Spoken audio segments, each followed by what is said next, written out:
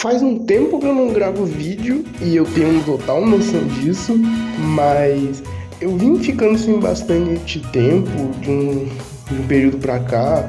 Eu vim ficando bastante ocupado, eu não consegui fazer pelo menos os vídeos nos padrões do que eu faço, aqueles que eu tento idealizar, dissecar e discutir o tema que eu tento trazer, mas ao invés de ficar perdendo tempo sem poder fazer vídeo, por que não fazer um vídeo mais despretensioso?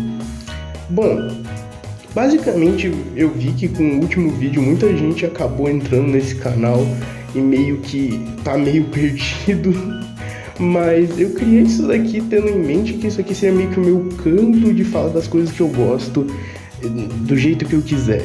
Mas tendo isso em mente, eu acho que talvez não fique totalmente claro dizer aquilo que eu completamente gosto, porque algumas vezes parece que eu citei uma coisa que eu gosto aqui, mas eu não citei outra ali.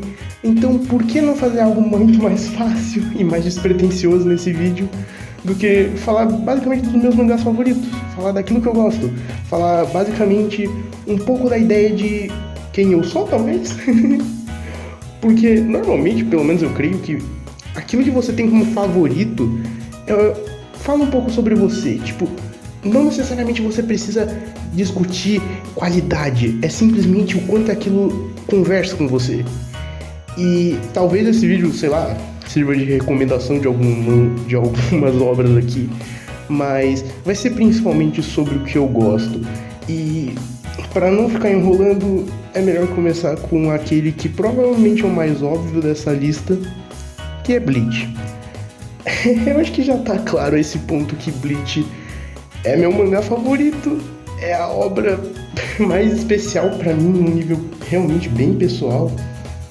Eu tenho bastante coisa pra falar de Bleach, mas eu sinto que não vale a pena num vídeo desse que, bom, a proposta é basicamente ser um tanto despretensioso naquilo que eu quero comentar. Porque assim, eu tenho muita ideia de vídeo de Bleach, eu tenho muita coisa a discutir sobre Bleach, mas basicamente para poder comentar um pouco nesse vídeo e não ficar meio à toa Bleach, um pouco da minha história com Bleach. Eu sou um cara bem daquela época do Big Three mesmo. Eu peguei quando Bleach, Naruto e One Piece estavam no ápice, todo mundo tava falando deles. E Bleach meio que sempre foi o que eu queria. Era, dentre os três, ele era a estética que mais me agradava, ele era aquele que mais me chamava a atenção. Claro, ocorreu um período que eu dizia, eu não gosto de Bleach, porque Bleach é ruim. Claro, porque eu comecei a ver vídeo na internet, eu vi que pessoas não gostavam, e aí eu dizia, então eu não posso gostar. Aí eu fiquei mais velho, passei a reler aquelas coisas que eu li no passado, quando bem mais novo, porque eu li o mangá desde muito pequeno, então tipo, as coisas mudam desde que você é uma criança idiota pra virar um jovem adulto, ainda idiota, mas nem tanto, mas tendo conhecimento não só sobre a vida, mas até mesmo de conhecimentos de budismo, dentre outras religiões e até mesmo da cultura japonesa, me fez abrir os olhos para aquilo que seria o meu mangá favorito da minha vida. Eu amo basicamente tudo em Bleach. Eu amo a narrativa, eu amo os poemas do Kubo que são perfeitos. Eu amo como basicamente esses poemas eles meio que dizem algo sobre a narrativa, mesmo eles sendo algo que ele é muito específico em Bleach, porque, por exemplo, esses poemas eles estão nos volumes encadernados de Bleach, então meio que você tem que ler os volumes encadernados para saber que esses poemas realmente existem. Hoje em dia no anime, que eu sei, eles estão botando, o que é algo bom, mas eu nunca vi inclusive o anime de Bleach, pelo menos o primeiro. Eu tenho um problema com adaptações, mas eu acho que no geral falar de Bleach num vídeo despretensioso não valeria a pena. Então, e também tem um vídeo sobre Bleach no canal aí que muita gente viu, então eu acho melhor já ir pra frente e falar daquele que foi provavelmente o mais perto de eu dizer que eu superaria Bleach.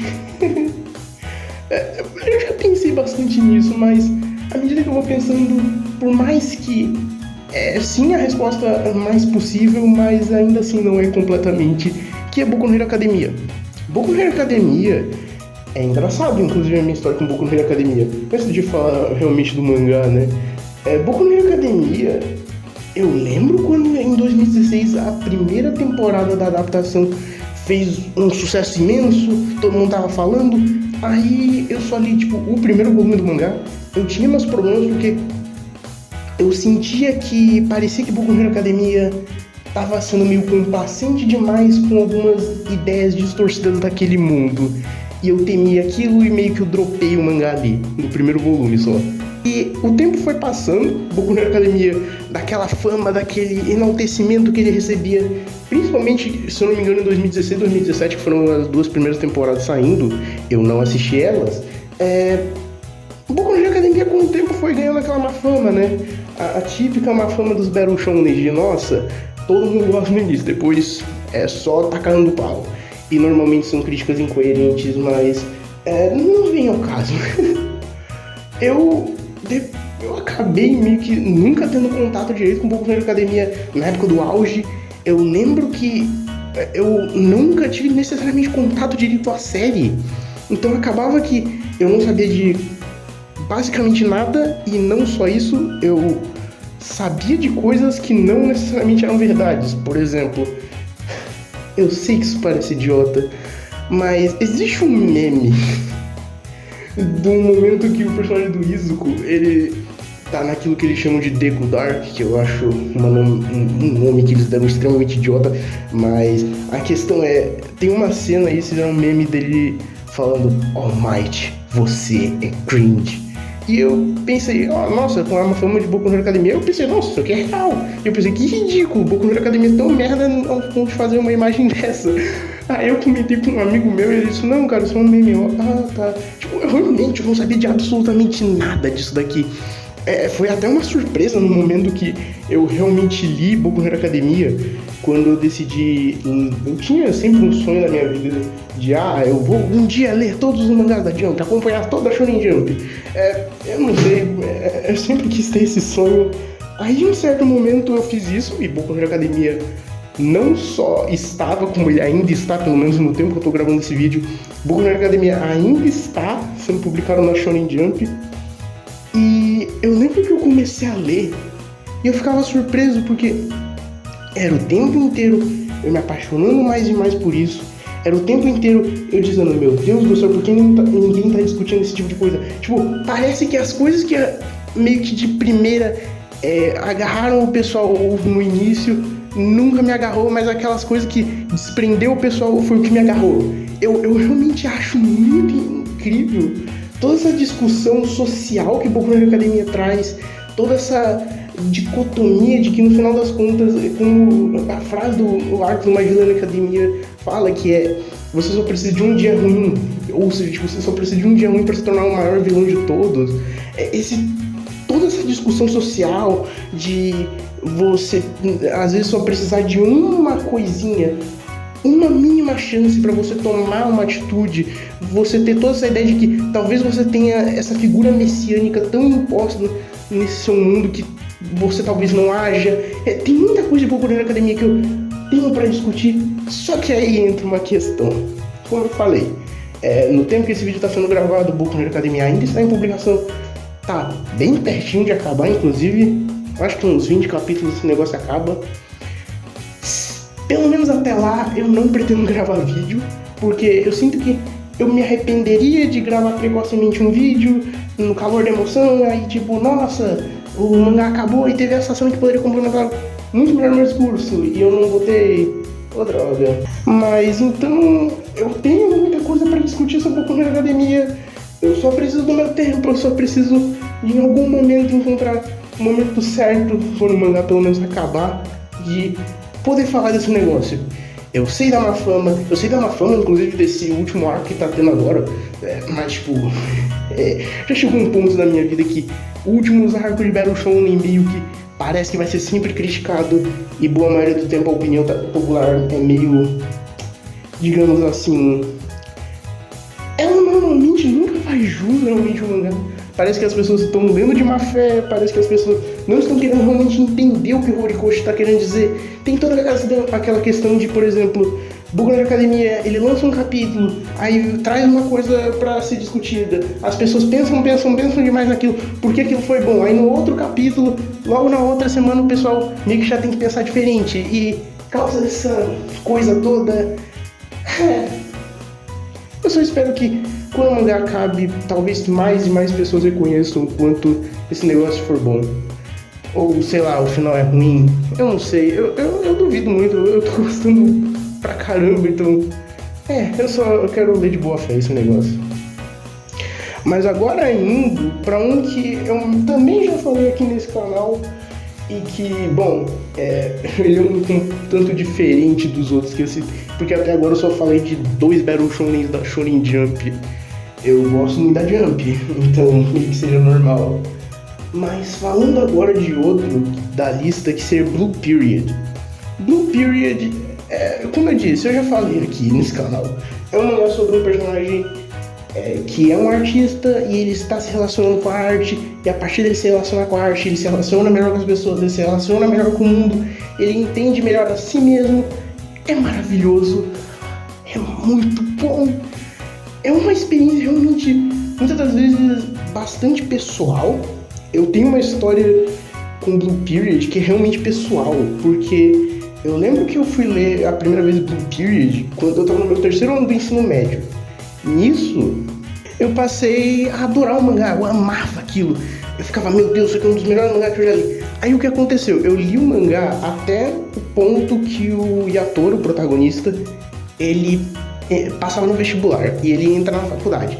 Aí eu falei assim, não, pera, eu vou ler Blue Period tudo de novo quando eu entrar na faculdade, e eu vou ler esse momento da faculdade quando eu estiver na minha faculdade. O tempo passou, eu realmente fiz isso, e foi uma das decisões mais dolorosas que eu fiz. Como eu disse, Blue Period é um mangá que conversa muito comigo, em um nível muito pessoal. Então, aqueles mesmos problemas que o Yatora tinha quando ele entrou na faculdade, meio que eu passei a mesma coisa. Claro, eu não faço faculdade de arte assim como ele, mas o mesmo sentimento, mesmo que não fosse expressado verbalmente, apenas por aquela arte da autora, aquilo mexia comigo num nível muito grande pessoal. Era realmente doloroso de ler. Provavelmente Blue Period foi o mangá que eu mais chorei lendo, isso não é nem brincadeira.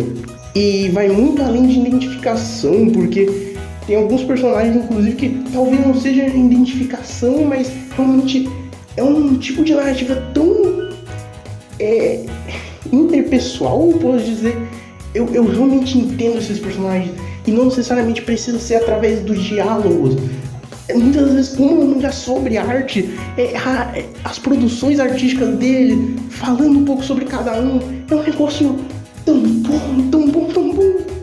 Blue Period é outro mangá que tá sendo publicado ainda, mas eu sinto que, diferente de Boku no Hero Academia, que tá 2 toques pra mudar conceito a cada momento, Blue Period ele tá bem estabelecido o que ele é até o final, apesar de que tá acontecendo algumas coisas um tanto inusitadas aqui e ali, mas é um mangá bem pé no chão, por assim dizer.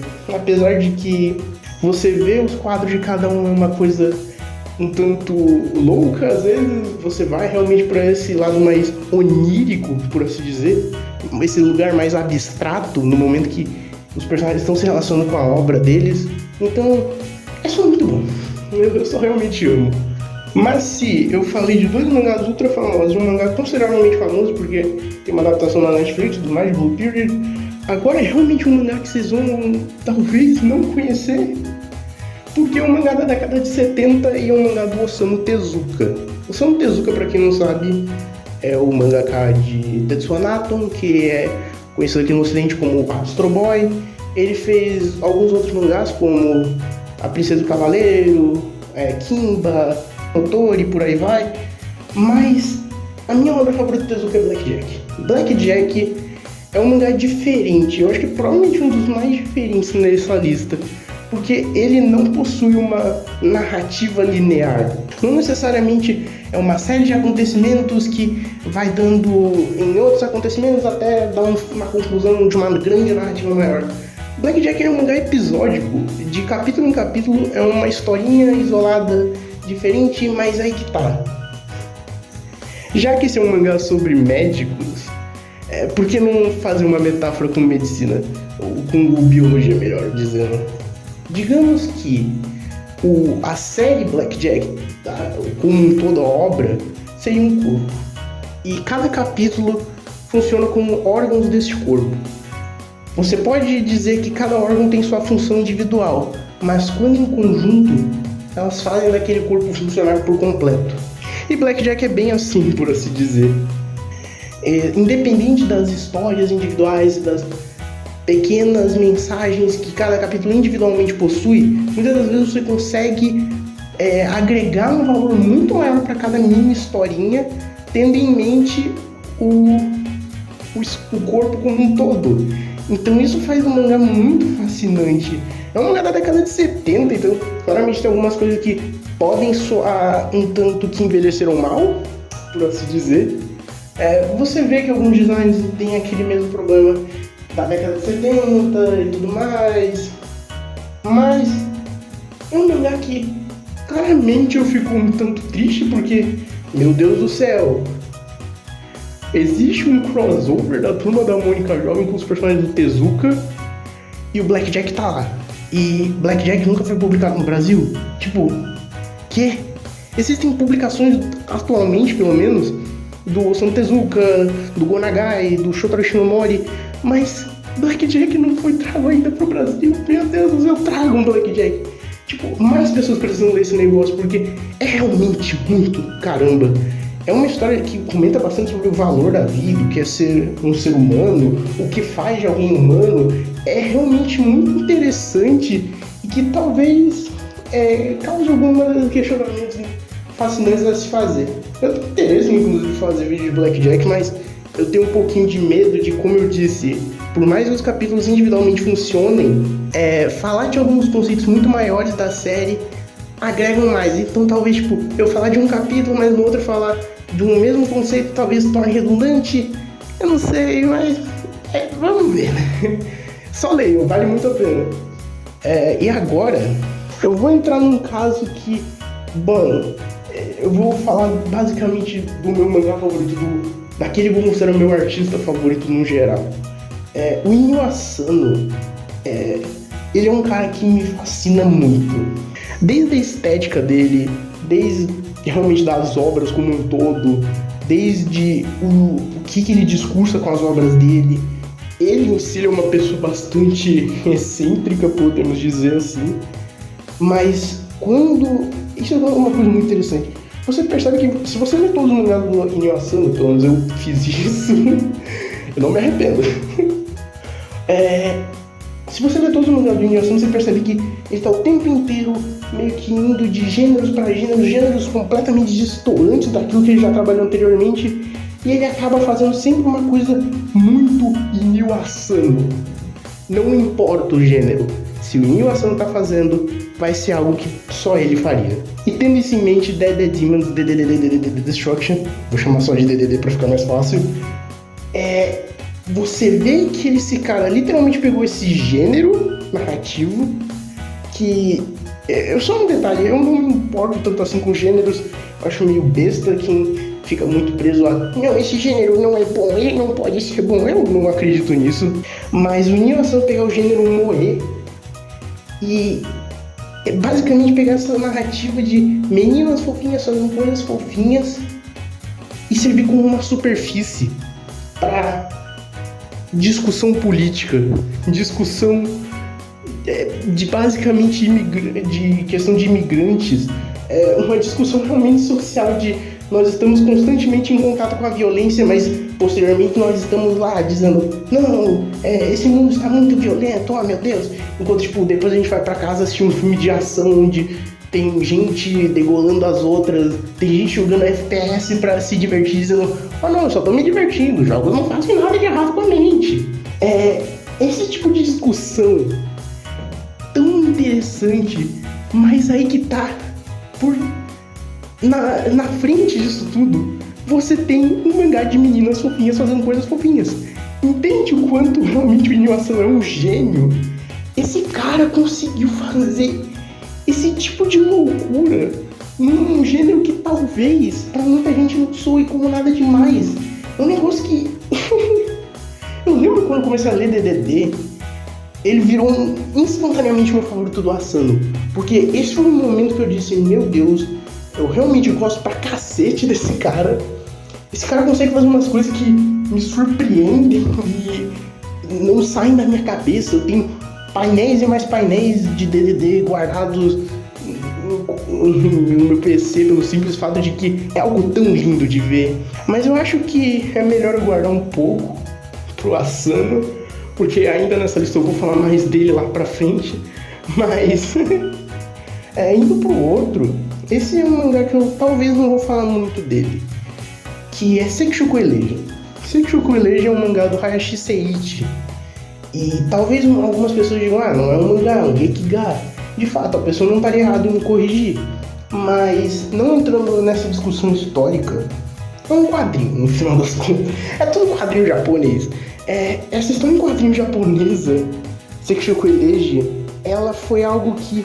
Eu lembro que eu tava numa época que eu tava lendo muito Gekiga. Eu tava lendo mangás do Nishouka Kyodai, eu tava lendo algumas coisas que o Suihiro Maru, ele publicou na Garou, se eu não me engano. Eu tava lendo muito Gekiga e eu bati de frente com Seishoku Elegy.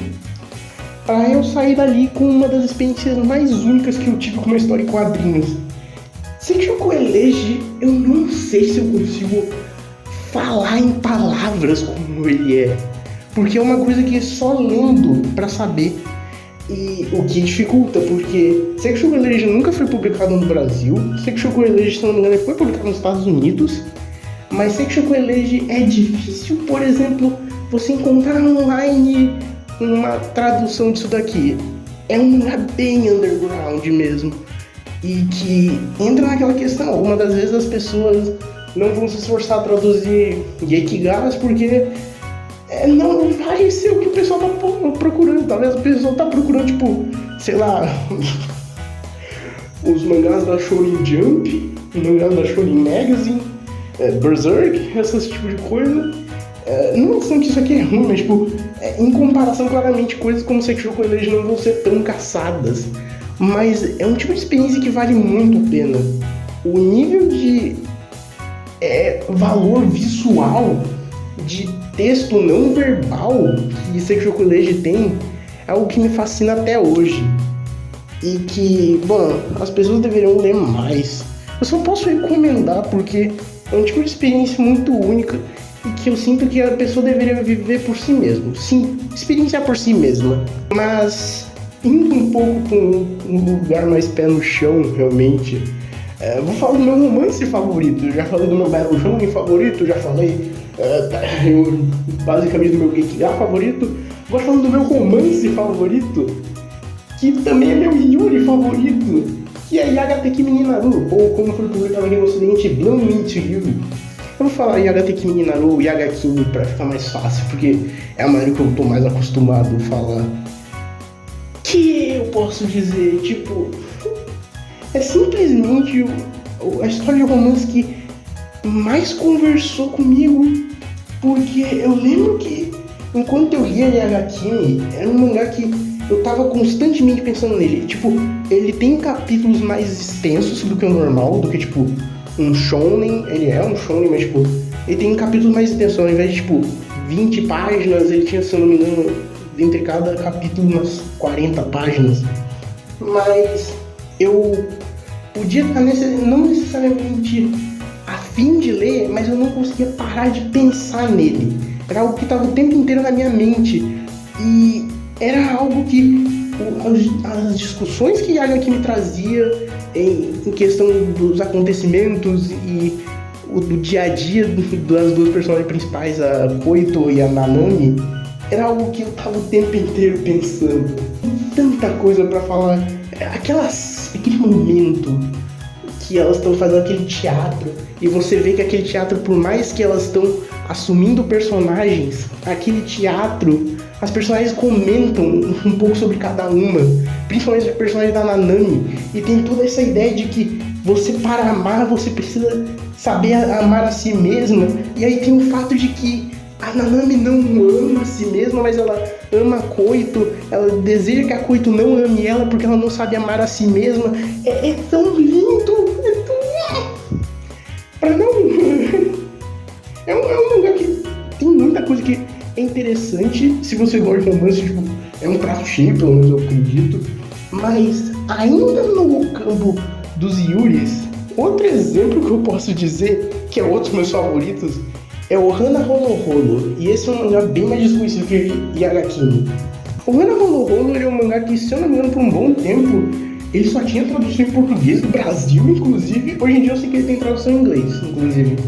Mas eu lembro que quando eu fui ler, eu tinha em mente um comentário jocoso.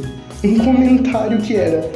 É um mangá da menina lésbica que engravidou do cara gay, que hoje em dia mora com a ex-namorada dela e o ex do pai do filho dela, basicamente mora no mesmo apartamento, no mesmo prédio. Eu só tinha isso em mente. E bom, eu gosto de mangá porque é uma mídia que as ideias mais malucas são simplesmente executadas e podem vir a trazer coisas como o Holo Holo. Sim, essa, de maneira realmente... Se você falar de má fé, claramente parece uma idiotice. E só parece que é uma piada. Mas é realmente isso, e isso é ótimo. O Hana Holo Holo é uma história muito sobre família. A ideia de que essa criança, esse filho, ele basicamente está vivendo essa realidade muito diferente. O pai dele está morto, a mãe dele não é necessariamente hétero. Você tem o fato de que ele está vivendo uma relação familiar onde a mãe dele, basicamente, ela está tendo uma namorada. O fato de que o pai dele anteriormente tinha um ex, esse ex meio que é o tio dele, meio que tipo de reconhecimento. E a vida familiar dele não é normal, pelo menos para os padrões da sociedade. Mas, independente disso, isso não faz dele uma pessoa não amada. Isso não faz dele uma pessoa que vai ser incapaz de crescer como qualquer outra criança. Incapaz de ter uma vida normal como qualquer outra criança. Isso é uma coisa que eu acho fascinante, o Hana Holo Holo. Ele não é um mangá que, podemos dizer assim, fica tão na seriedade. Falta de termo melhor, porque assim, boa parte do tempo o Hana Holo Holo é muito wholesome. Ele é muito fofo, ele é muito afável, ele é realmente muito gostosinho de ler. Claro, ele tem as coisinhas mais, digamos assim, dark dele, tem questões de suicídio, essa discussão de é errado ser homossexual, porque tem toda uma questão de uma menininha na escola dele que faz bullying com um menino. Tem esse tipo de coisa, mas no geral é um mangá muito gostoso de ler. E realmente vale muito a pena esse tipo de discussão que o Hana Holo Holo traz, porque ele não tenta ser artificial, ele só é extremamente orgânico, e eu amo isso nele. E bom, anteriormente eu disse que eu iria voltar a falar mais do Inyo Asano, e eu não só vou voltar a falar mais do Inyo Asano, como eu vou finalizar com o Inyo Asano, porque o outro mangá e o último dessa lista é Nijigahara Holograph.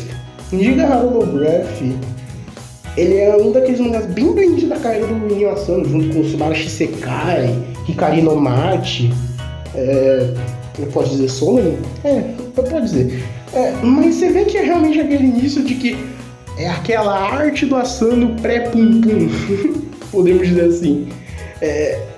Você vê que tem muita coisa do Asano ali, mas ainda assim não é aquele tipo de design que você bate o olho e diz, nossa, é o Inyo Asano, como é tipo o Arasumi Pum Pum, DDD, até o atual Mugen Into the Deep. Nijigahara Holograph é quase como o Evangelion. Não tô dizendo que diz a mesma coisa, mas ele é quase como o Evangelion em efeito. Eu percebo que as pessoas leem Nijigahara, saem dali confusas e vão caçar vídeo no YouTube pra explicar. A questão não é essa. A questão é o que você experiencia. Nijigahara Holograph é uma história muito pessoal do Inyo Asano. Existe uma entrevista que ele até comenta que ele estava num estado de mente tão específico, que ele escrevia tão espontaneamente, que hoje em dia tem coisa que ele vê em Nijigahara e ele não sabe necessariamente o que ele queria dizer naquilo lá, porque era algo muito do momento que ele estava fazendo. A mente dele fez aquilo, então você tem que tentar entender o que a mente do Asano estava tentando fazer nesse momento. Eu amo o simbolismo de Nijigahara, é muito interessante, fascinante, todo esse onirismo de Nijigahara. E aí você entra no fato de que, aí que tá, não é a forma que importa, é realmente a experiência, é realmente essa relação de você tentar entender a mente desse cara que não estava necessariamente tão boa na época, mas você vê que esse cara tá tentando dizer mesmo naquela coisa que a forma é incomum, mas os símbolos, o significado de tudo aquilo é fascinante. Eu acho que tá meio que nisso pra dizer. Eu realmente amo Nijigahara. É mais um daqueles lugares tipo Sekishoku Energy que é só experienciando pra saber. Eu tenho interesse em falar mais de Nijigahara nessa vida, mas como eu disse, isso aqui é superficial. É o ponto de ser superficial. É o ponto de ser despretensioso. Mas eu tenho outros mangás favoritos como Hunter x Hunter, eu tenho Fire Punch, Utsubora, Kunoyo no Arie no Tabi. Mas eu queria muito mais falar desses aqui específicos, porque é realmente para ter uma ideia basicamente do que eu gosto e ter algumas recomendações talvez, mas eu espero que tenha sido legal ouvir pelo menos o que eu tenho a dizer sobre aquilo que eu gosto. Bom, um grande abraço e até a próxima. Tchau!